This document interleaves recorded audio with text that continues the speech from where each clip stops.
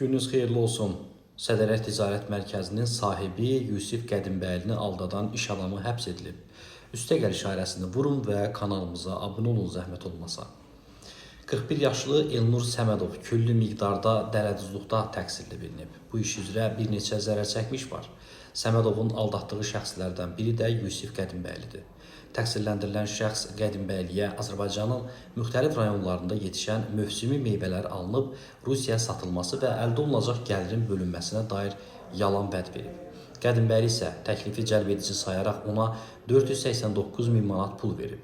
Elnurun pulu alıb iş görə bilməməsindən sonra isə Qədimbəli ondan şikayət edib. İstintaq vaxtı cinayət işi üzrə başqa zərər çəkmişlər də müəyyən edilib. Qədimbəlidən başqa yalan vədlə ayrı-ayrı şəxslərdən ümumilikdə 723 min manat pul alıb həmin şəxs. Səmədov uzun illər müxtəlif formada biznes fəaliyyəti ilə məşğul olub, zərər çəkmiş şəxsləri də bir-birinin vasitəsilə tanıyıb. O məhkəmədə özünü təqsirli bilsə də bəzi epizodlarla razılaşmayıb. Verilmiş ittiham məhkəmə araşdırması ilə təsdiqini tapıb, hökmə əsasən Elnur Səmədova 8 il 6 ay həbs cəzası verilib. Həmçinin Yusif Qədimbəli və digər zərər çəkmişlərin dəymiş ziyanın ödənilməsi ilə bağlı mülki iddiaları təmin edilib.